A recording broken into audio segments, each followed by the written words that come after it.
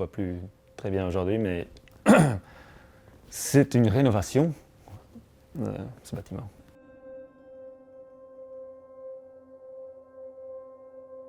Le bâtiment The Source regroupe depuis janvier 2025 les sociétés FH Construction, FH Real Estate et l'entreprise Valence.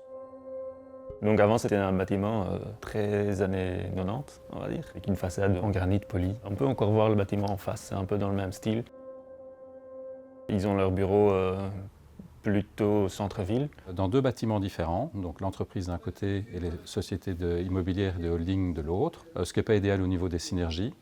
Les bâtiments sont obsolètes, puis l'enjeu aussi qui était de venir dans un immeuble dont on pouvait être fier et un immeuble démonstrateur de notre savoir-faire tout simplement. Donc tout ça nous a amené à reconsidérer notre implantation historique à l'avenue Bruckmann. C'est un endroit assez bien joignable par transport en commun, par exemple, par vélo. Il y a des routes cyclables ici juste devant. Il y a le métro. Au niveau accessibilité automobile, pour les filiales qui viennent nous rendre visite et les clients, ça coche les cases aussi. Et puis il y avait un dernier point qui était quand même pas anodin, qui était l'aspect immobilier. On voulait s'ancrer dans un quartier en devenir et être acteur de ce devenir.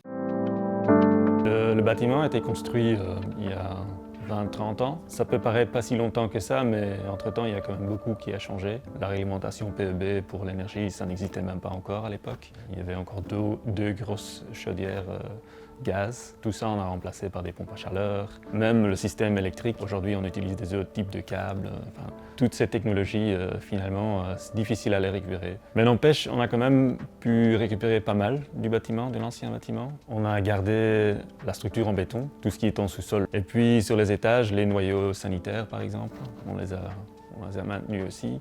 Puis différents autres éléments, des portes, les faux planchers. C'était des dalles de plancher, on les a enlevés pour le chantier et on les a simplement remis. On pense que les actes vont plus loin évidemment que la brochure commerciale. Ici, c'était extrêmement important, c'était un leitmotiv, donc l'aspect bas carbone, en utilisant des matériaux spécifiques, notamment du béton sans ciment. La façade qui réutilise 20% d'acier recyclé, donc même ce qui est neuf ne l'est pas totalement. Nous avons accueilli Spin-Out qui a installé une éolienne en toiture. L'ensemble des paramètres ont été vraiment systématiquement mesurés à l'aune du développement durable et notamment par exemple les gaz de refroidissement sont du CO2, c'est légèrement plus cher mais un bilan carbone paradoxalement beaucoup plus positif que tout autre gaz. C'est pas évident de récupérer des éléments sur chantier parce que c'est souvent plus cher de récupérer ce qui existe dans le bâtiment à de juste reconstruire. Je pense par exemple aux faux planchers. Au début, on ne croyait pas que ça allait être possible de les récupérer parce qu'il faut les démonter et puis on ne sait pas très bien comment il faut les réinstaller. Et puis aussi les gens qui installent ces faux planchers, ils utilisent un certain système d'un certain fabricant. Et puis là, ils se trouvent sur chantier, ils doivent découvrir un système qu'ils n'ont peut-être pas l'habitude d'utiliser. Et puis il y a aussi le stockage, qui est un problème assez conséquent. Si on veut récupérer par exemple les faux planchers, il faut les stocker quelque part pendant toute la durée du chantier. C'est toujours dans le chemin, enfin, il y a toujours des problèmes ou bien tu déplaces tout, mais alors il faut déménager tous ces éléments. Pas évident du tout non plus. Donc finalement le mieux, ce qu'on peut faire, c'est vraiment pas toucher. Et c'est ce qu'on a fait par exemple pour les sanitaires. Là on a vraiment réutilisé le carrelage, les sanitaires, les portes, tout laisser en place au plus que possible. Mais là aussi, avec les standards qu'on connaît aujourd'hui, par exemple les toilettes, il faut qu'on change le mécanisme parce qu'ils consomment trop. Donc il y a toujours des solutions qu'on doit chercher. C'est un savant mélange entre réemploi et neuf, parce que pour nous, il était important de ne pas mettre tout simplement tout dans le container. Ce qui est d'ailleurs pas réutilisé dans l'immeuble qu'on va quitter partira dans notre projet à Berchem-Saint-Agathe et sera utilisé par une ASBL qui est Body in Space. D'emblée, on a voulu inverser les valeurs qui étaient un petit peu historiques avec le patron en haut dans un grand bureau cloisonné et la cafétéria au rez-de-chaussée avec la vue sur le parking. L'enjeu de The Source, c'est les synergies entre entreprises, entre départements. Et les meilleures synergies, elles se créent autour du bar ou la table à ping-pong. Donc il y a toute une série d'activités ludiques qui initialement n'avaient pas du tout leur place dans la conception des bureaux tels qu'on l'avait avant le déménagement. Et en termes de volume, on a principalement agi sur la toiture. On a créé un peu plus de volume.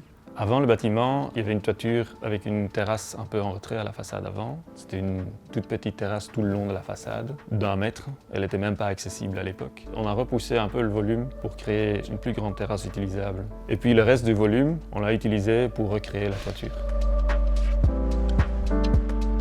On a créé une façade très vitrée, avec un mur rideau, triple vitrage, donc très performant aussi, avec des ouvrants dedans.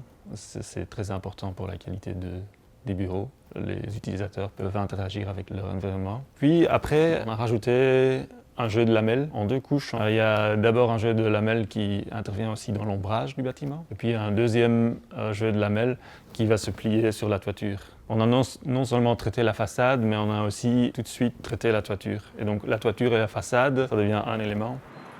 Tout d'abord, il faut savoir, dans un immeuble de bureau, un grand problème en termes d'énergétique, c'est pas tellement le chauffer, parce qu'avec tous les ordinateurs qu'on a, en fait, le bâtiment se chauffe quasi lui-même. Le plus grand problème se pose en été.